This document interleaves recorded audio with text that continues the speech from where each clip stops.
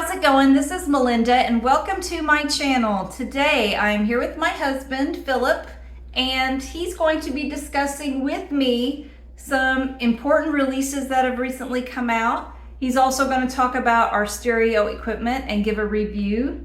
And at the end of this video, you want to stay tuned because I'm going to be showing a record that will probably go down in history as his least favorite record that I have ever bought. It's a possibility. Can't wait. Yeah, we're going to be doing a review of something that just came out. I did a blind listening test, and I'll talk to you about the results of that. But Phillip, first off, for those of you that do not watch my channel, a couple of months ago, we made some major upgrades to my stereo equipment. We bought the MoFi Sourcepoint 10 speakers and the Rega Aria MK3 Phono preamplifier. And that was an addition to our stereo equipment. I've given my opinion on what I think. Let me know. We've had our stereo equipment for a couple of months now. What do you think about our upgrades? Are you glad we did it? I haven't noticed a bit of difference. No, I'm kidding. Gosh. Here we go. No, I think they're great. I mean, the speakers sound awesome. I think the concentric drivers on those Sourcepoint 10s are awesome and really opened up the soundstage and just the accuracy. And then as far as the Phono preamp, I think it does a lot better job of balancing out the entire spectrum of what's coming off the record and the accuracy of everything coming off. So I've been really pleased with them. They sound really good. I agree, and there's been records that I have kind of deemed as not that great, dull sounding. I've been revisiting a lot of my records with this new equipment, and records I thought were really dull before are better, and I'm actually surprised. It's every time I put on a record, it's a little bit of a new surprise and very exciting. So I've been really happy with them too. Think there's going to be any other upgrades in the future? Yeah. We're talking about something. It's a little teaser to keep watching my channel because I think there's something else we're going to be doing in the future a little later down the road. Let the bank account recover. That's right. Yeah. The stereo equipment is expensive. If you think vinyl's expensive, then you get into stereo equipment. This is a very expensive hobby for a lot of us. So, yeah. So we've been overall very, very pleased with our stereo equipment. Now I want to talk to you about a couple of new releases that have come out. He's not per se a huge Rolling Stones fan. He's not a huge Beatles fan. I think you could say you appreciate the Beatles. What do you think of, he listened to Now and Then, the new release, and he saw the video with me. What did you think? I mean, what I really think is I think it's a cool tribute. I mean, why not? You got Paul and Ringo still alive. They've lost two of their band members, which is sad. Both of them in pretty sad circumstances. And, they've had this song they couldn't use that John did. And, the technology's here. And, the purist is going to say, oh, is that really John Lennon singing or whatever because of the technology and AI involved in pulling his voice off. I mean, who cares? I mean, it's a great tribute. I agree. I think it's a good song. Obviously, it was something that was going to be for John, and even John didn't put it on one of his last albums either. But I think they made the most out of it, and that video, it hits you in the heart. That part where it says, I miss you, and it flashes to a young George and John together. I really feel like Ringo and Paul have so much to celebrate with the Beatles, and when there's something else where they can just maybe for a split second relive those Beatles years and put out a new Beatles song, who wouldn't go for that? Yeah, I mean, good for them. They're both in their 80s, and if they're having fun and enjoying it, and it's a great, like I said, tribute, I think it's awesome. And they can still play their instruments. I mean, Paul can still play the piano and the guitar, and Ringo can still play the drums, and they can sing the harmonies. I love it. I think it's great. So, all right. So now I want to show another here. This is my Rolling Stones Hackney Diamonds. First off, what do you think? They've mixed.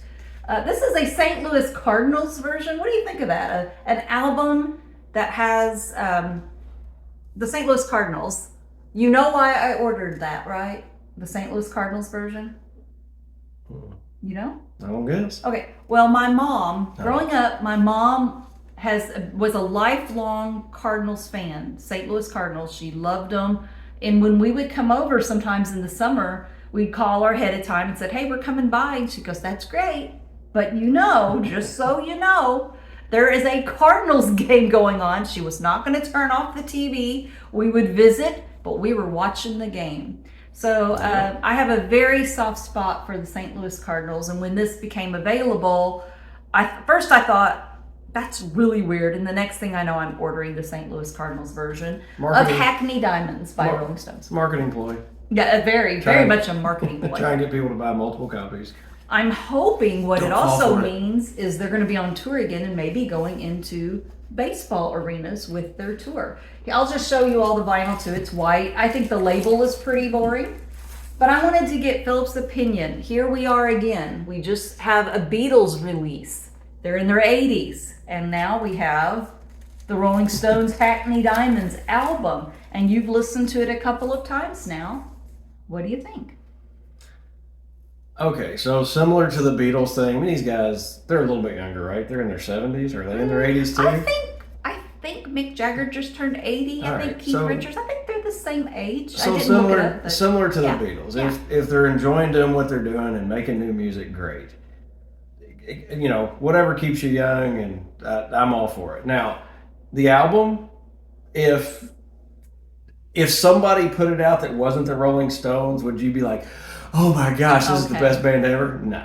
That's the an excellent songwriting, point. The music, it's fine. It's nothing offensive to me. Right. But it wouldn't be like a chart topper if it wasn't the Stones, in my opinion. But again, good on them for enjoying themselves, putting out new music. I think it's great. Compared to what new music is today, I still think it would be a chart topper for me.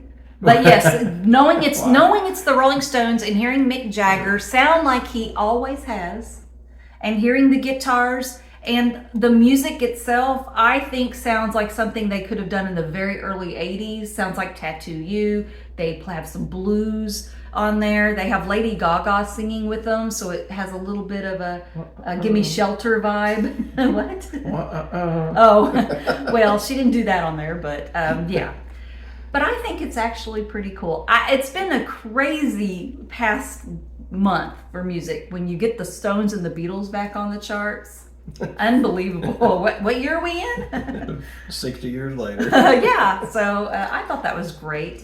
Now, the next part I want to talk about on here, we did a little bit of a blind test for a review. This recently came out, Miles Davis, 7 Steps to Heaven. This is the Mobile Fidelity version on super vinyl. And first off, I'm just going to say, if you're not into jazz and you want to be into jazz, you're kind of interested, this is an excellent album to listen to. And it doesn't matter what copy you buy, just buy one because they're all good. The music is amazing. But we did a blind buy, and it was between this Mobile Fidelity new version on super vinyl. And to her point while she's picking that up, we even talked about when we listened to these that we actually like that album quite a bit better than Kind of Blue. Absolutely, I agree. Yeah. We listened to Kind of Blue again last night, and I said I think 7 Steps to Heaven. I think the Kind of Blue has the all-star cast, with John Coltrane and Bill Evans and Miles Davis, but I think this is just a beautiful record. This is the AP Analogue Productions version that we had against it. A friend loaned it to me.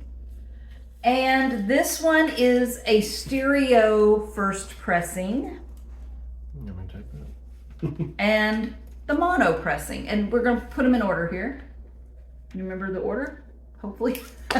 Anyway, he put them on the turntable. I did not know what was playing when. I just closed my eyes, listened to the music, and made my assessments. You want these worst to best? Yes. Okay, this one. This was the worst, and it's not bad. It's great music, and it sounded pretty good, but it's the mono version. It's a first pressing in mono, and once we listened to these in stereo, we realized mono was not as good when you're hearing the piano, the horn, and the drums, and it's all coming from the same place.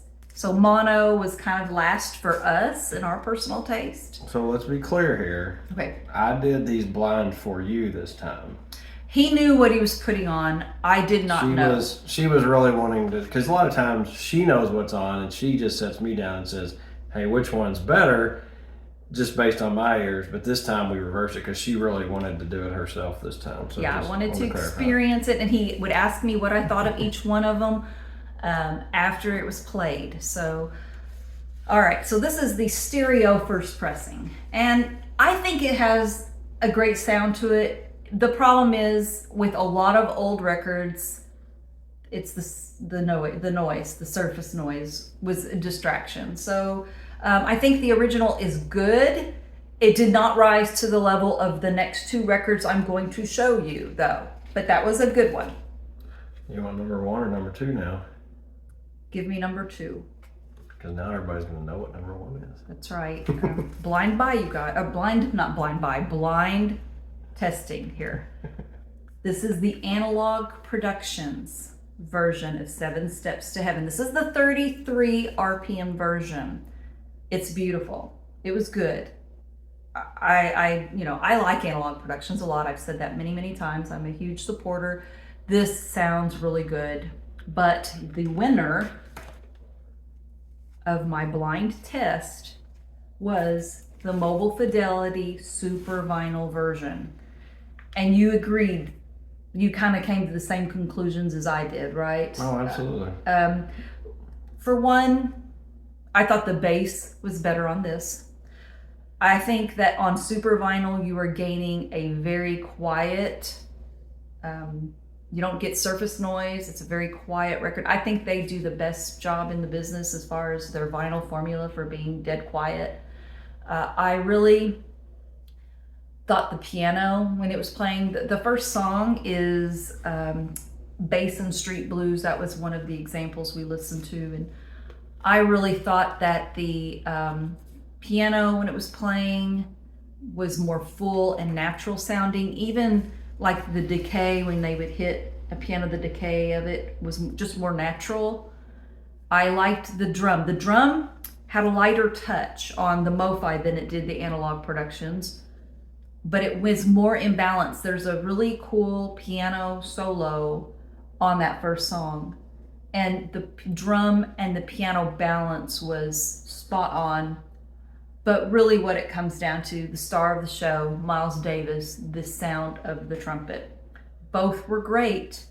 I felt like with Analogue Productions, when I had my eyes closed and was listening to that one, not knowing which one I was listening to, I felt they were on the edge of being a little shrill or a little brittle, where I thought the Mobile Fidelity version was rich and warm. It never went into a shrill kind of, it was just unbelievably beautiful. And I think you felt the same way. I do. They are both great releases, yeah. But I'm giving the MoFi the edge. I don't know if anybody else has made a comparison of this, but I wanted to share that with y'all. And if you need that record, if you don't already own the Analogue Production one, the MoFi is incredible. So, and by the way, that was a promotional copy given to me, so I wanted to make that clear. All right, so finally, now I'm going to be talking to you about maybe the worst record I've ever purchased.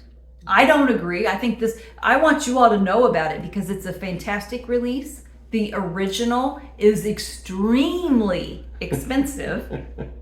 And it's been reissued. I haven't heard anybody talk about this, but it's a very cool release. And guess what I'm talking about? Even your new stereo equipment can't make that sound good. Bob Dylan, Christmas in the Heart. This is now available once again on vinyl, everybody. And it sounds good. The sound quality is good. And it's got a lot of just the classic Christmas songs you want to hear at Christmas time. You want to hear other people sing. And it's not young Bob Dylan singing, it's older Bob Dylan singing. So there's a little bit of a character in his voice, hoarseness maybe. But it's cool. And I even bought an extra copy for my niece. My niece loves Christmas. Does she know that? And she loves Bob Dylan. No, she knows. I've already given it to her. Yeah. Anyway, I love the album cover. I got the red vinyl version. It sounds great, you guys. If you are wanting this record and don't want to pay $100 for an original, buy this. It's available on black vinyl or red vinyl, and it is a really cool release. So is anybody under 80 putting out new music these days? Yeah, isn't that funny? We got Bob Dylan, the Beatles, and the Rolling Stones still going strong. And by the way, I wanted to say Hackney Diamonds, the vinyl version, sounds pretty good. Yep. And don't get me wrong, same thing with Bob Dylan. If he enjoys putting out new music and it keeps him young, great, go for it. Yeah. But I mean, come on, even you laughed at one of the songs when he started singing. Be honest. But part of the reason why I laugh is because I know what his reaction's going to be and I anticipate it. So that's kind of what the laughter is about. Mm-hmm. But yeah, this video is kind of about those 80-year-olds are really kicking it, aren't they? I tell you, I hope I'm doing it at 80. Yeah, that's really cool. But anyway, that is the video. Let us know what you think. Are you excited about the Bob Dylan release or the Rolling Stones? What did you think about Now and Then by the Beatles? Leave everything in the comments. And if you enjoyed this video, please subscribe, hit the like button and the notification bell. Thank you for coming on once again, Phillip. And thank you all for watching. And I will see you next time. Take care. Bye-bye.